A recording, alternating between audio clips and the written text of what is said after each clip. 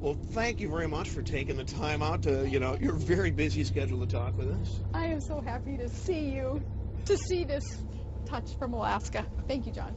So, first of all, I got to talk about the book tour, the people and the lines. You're a rock star. How does it feel to be a rock star? Well, no, I am not. But you know that line last night and today, it seemed like every other person had some kind of Alaskana logo on a T-shirt or a hat. They're just so proud to, have their little claim to Alaska, their connection maybe from 20 years ago they visited. And I think it's really cool that Alaska has this presence here in the lower 48 right now, and it's all positive.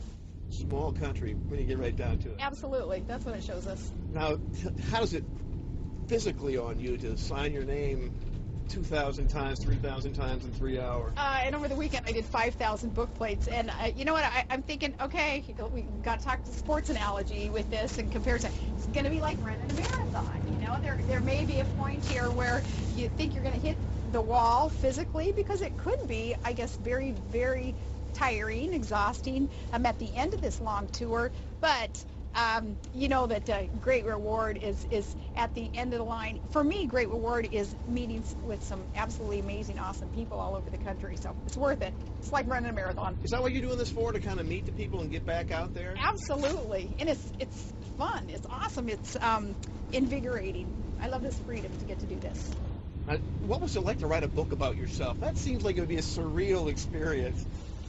Well, you don't have to tell my publisher and editor, but I'm really glad that exercise is over, writing about myself. In fact, in my acknowledgments pages, I reflect that. I say, glad this is over, because I don't like writing about myself. I'm happy that I had journaled through my whole life, journaled those days at Channel 2, journaled my college days, and really since I was a little girl, all the way up until today. So a compilation of those journals. It wasn't a real difficult thing to put the book together, and I'm thankful that I had done that. But don't ever want to write about myself again. It's a lot of self-centeredness, literally, to get through that. Let me ask you a couple of things about Alaska stuff. Yeah. Aegeus, it seems like they're running out of gas up there. Had a lot of, it's one of your administration's biggest accomplishments, but it seems like it's run out of gas. What do they need to do? Man, we cannot run out of gas. We have to have that enthusiasm for Aegea, and the lower 48 is counting on Alaska too. Alaska is going to come into its own quite soon here in terms of the contributions that our state will be making to the rest of the union, and Aegea is going to be a huge part of that. We can give him to Grandma now if we want to. Yeah.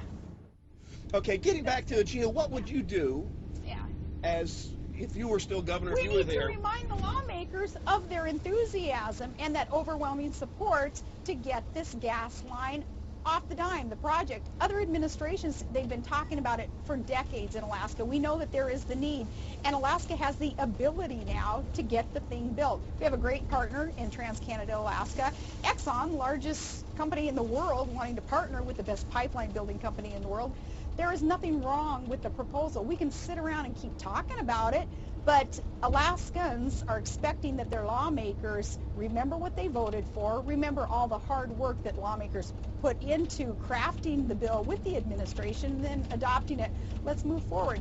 Otherwise, we're just going to be like any other decade in Alaska, where we're just talking the talk, thinking that at some point this dream of a gas line will be built. That's ridiculous, because we have the tool already in Aegea to actually physically get the thing done. And talk about ACEs now.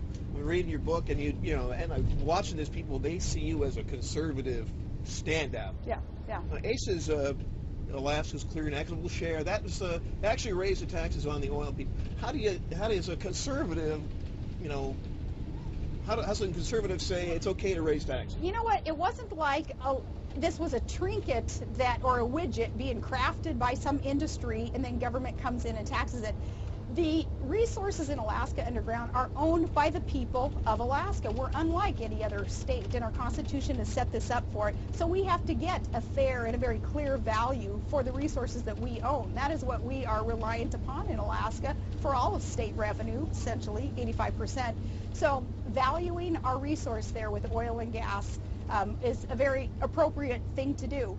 the level of taxation on that oil and gas isn't average. It isn't an excessive tax. And what we did with ACES was incentivize new explorers so that it wouldn't be a locked up basin up on the North Slope, but new explorers could come in. And there are great incentives for the explorers. And we're hearing from industry saying, oh, okay, we get it, thank you. And we are seeing new players want to be up there. So it's worked.